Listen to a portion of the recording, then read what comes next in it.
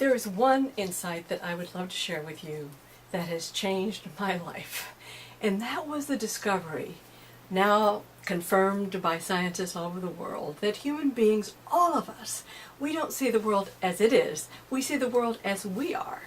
We see through a mental filter, a mental map, if you will, a lens, you name it.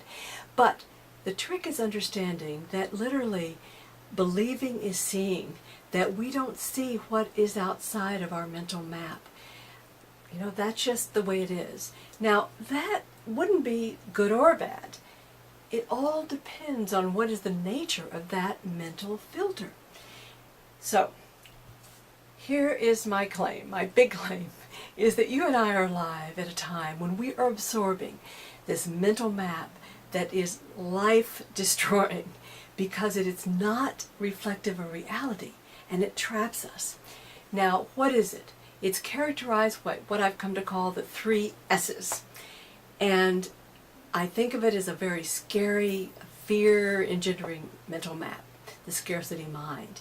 So the first S is that we're all separate. Everything is separate from everything else, and we're all alone in our little separateness. That is really frightening in and of itself, that we are so disconnected from each other and all the rest of life. The second S is simply that things are static, that things are pretty fixed and solid. So, for example, yeah, our economic system is taking down, but that's just the way it is. We inherited it, we're stuck with it. Our government, we inherited, we're stuck with it. Even human nature. Even human nature, we come to think, oh, well, that's just the way we are.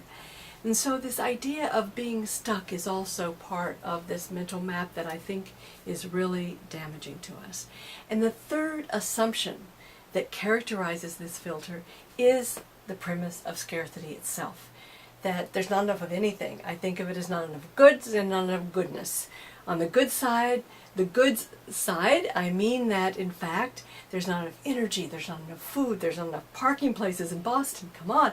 Nothing there's enough. There's not enough boyfriends, there's not enough love, there's not enough girlfriends, you name it.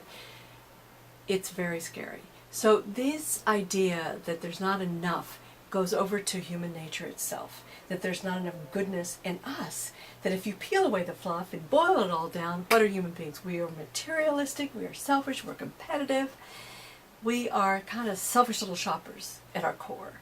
So this is the 3 S's then of the scarcity mind. Separateness, stasis, and scarcity.